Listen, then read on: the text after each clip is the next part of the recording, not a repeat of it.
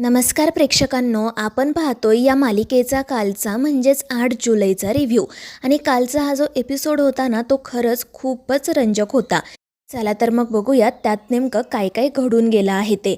तर पहिलाच सीन आपल्याला असा पाहायला मिळतो की अनन्याने रागाच्या भरात मीरावर हात उगारलेला असतो, परंतु अथर्व वेळीच त्या ठिकाणी येतो आणि अनन्याला थांबवतो. त्यानंतर तो वेदाला सांगतो की वेदा बाळा प्लीज तू तुझ्या रूममध्ये जातेस का. त्यावर वेदा ही हो म्हणते आणि मग ती तेथून जाण्यासाठी निघते. जोपर्यंत ती तेथून जात नाही तोपर्यंत सगळेजण गप्प उभे असतात. आणि जेव्हा वेदा तेथून निघून जाते तेव्हा मग अथर्व अनन्यावर चिडतो. तो तिला विचारू लागतो की अनन्या तू काय करत होतीस, तुला तरी कळतंय का, तुझी हिम्मत कशी झाली मीरावर हात उचलण्याची. आणि त्यावेळी अनन्या ही चिडून म्हणते की दादा अरे तुला काय झाले, तू का या मीरा वहिनीची बाजू घेतोय, तिने काय केलंय हे तुला माहिती तरी आहे का. आणि त्यावेळी अथर्व म्हणतो की हो माहिती आहे मला, आणि ती जे काही करते जे काही बोलते त्यात काहीच चुकीचं नाही आहे. आणि अथर्वचं हे असं बोलणं ऐकून त्या अनन्याच्या तळपायाची आग मस्तकात जाते. ती मुलगी इतकी चिडते की तिचा तो अवतार बघून घरातील सगळेच जण घाबरतात. अथर्वला आणि मीरालाही समजत नसतं की हिला कसं समजवावं. मंजिरी मात्र खूपच खुश असते, कारण तिला जे हवं तेच घडत असतं. अनन्या त्या मंजिरीची बाजू घेऊन अथर्वशी मीराशी वाद घालत असते. अथर्वला जाब विचारत असते, म्हणत असते की ही मीरा वहिनी कशी वागते ते तुला दिसतच नाही आहे का दादा, की तू तुझ्या डोळ्यांवर तिच्या प्रेमाची पट्टी बांधून घेतली. आणि त्यावेळी अथर्व म्हणतो की अनन्या काही गोष्टी तुला माहिती नाही आहेत ना, म्हणून तू हे असं बोलते. जेव्हा तुला सत्य समजेल ना तेव्हा तू मीराच्या डोळ्यात डोळे घालून बोलू शकणार नाही. आणि ते ऐकून अनन्या अथर्वकडे पाहतच राहते. तिला समजतच नसतं की आपला दादा हे असं का बोलतोय. तर मंजिरीसुद्धा थोडीशी घाबरलेली असते. इतर सगळेजण आता पुढे काय होईल पुढे काय होईल याचा विचार करत असतात. अनन्या म्हणत असते की अथर्व दादा तुला कळत नाही आहे का, अरे ही मीरा वहिनी आपल्या आईवर वाटेल ते आरोप करते. तुला माहिती आहे का, आई फक्त वेदाला घेऊन बाहेर फिरायला जात होती तर हिने तिला ते सुद्धा करू दिलं नाही. उलट मला तोंडवर करून असं म्हणते की तुमची आई माझ्या वेदाचा जीव घेऊ शकते. आणि ते ऐकून अथर्व म्हणतो की हो मग बरोबरच आहे ते. आणि ते ऐकून तिथे असणाऱ्या सगळ्यांच्याच पायाखालची जमीन सरकते. आणि मग अथर्व अनन्याच्या जवळ जातो. तिला प्रेमाने शांतपणे समजावत म्हणतो की अनन्या माझ्यावर विश्वास ठेव, मीरा जे काही बोलते ते बरोबर आहे. ही जी बाई आहे ना मंजिरी, ती विश्वास ठेवण्याच्या लायकीची नाहीये. अगं तिने आपल्या बाबांना मारलंय, आपल्या आईचा सुद्धा तिनेच खून केलाय. आणि इतकंच नाही तर अंबिकाला मारण्याच्या मागे सुद्धा तिचाच हात आहे. आणि अथर्वचं ते बोलणं ऐकून तिथे असणाऱ्या सगळ्यांच्याच पायाखालची जमीन सरकते.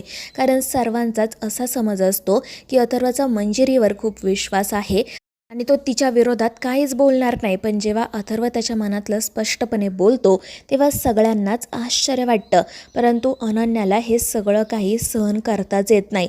तिचा अजूनही त्या मंजिरीवर खूप विश्वास असतो. तिला काय करावं काय नाही तेच समजत नाही. अथर्व तिला पुन्हा सांगतो की मी ना मीराचं ऐकून काही बोलत नाही आहे. मी अनेक गोष्टी माझ्या स्वतःच्या डोळ्यांनी पाहिल्यात आणि म्हणूनच मी तुला सांगतोय बाळा की माझ्यावर आणि मीरावर विश्वास ठेव.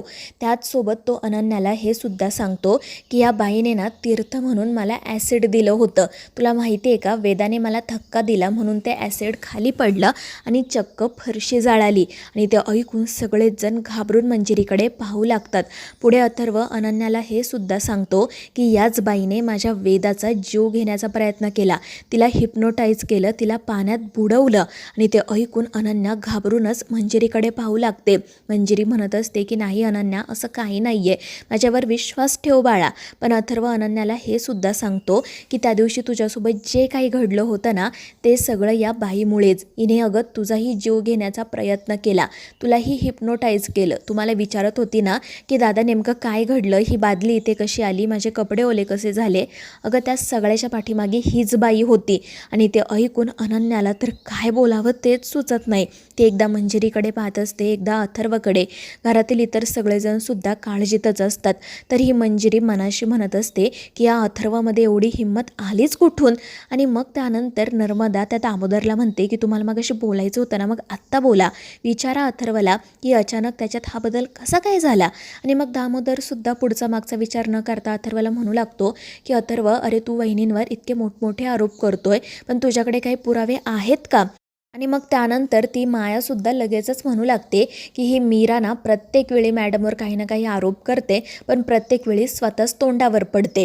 आणि त्यावेळी अथर्व मोठ्याने ओरडून म्हणतो की माया अजिबात मध्ये बोलायचं नाही, नाहीतर याद राख. त्यामुळे ती बाई घाबरूनच गप्प बसते. आणि मग अथर्व थेट मंजिरीकडे जातो आणि तिला म्हणू लागतो की आत्तापर्यंत तू काय काय केलं आहेस ना ते मला अगदी व्यवस्थित माहिती आहे. माझ्याकडे आत्ता तर कोणता पुरावा नाही आहे, पण हे बघ त्याने काहीच फरक पडत नाही.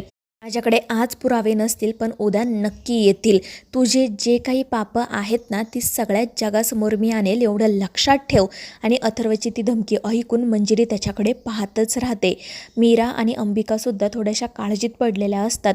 आणि मग त्यानंतर अथर्व त्या मंजिरीला असं सांगतो की तुझ्यासारख्या बाईची या घरात राहण्याची लायकीच नाही आहे. तू माझ्या आईवडिलांचा, माझ्या अंबिकाचा खून केला, त्यामुळे तुला मी या घरात एक क्षणसुद्धा आता थांबू देणार नाही.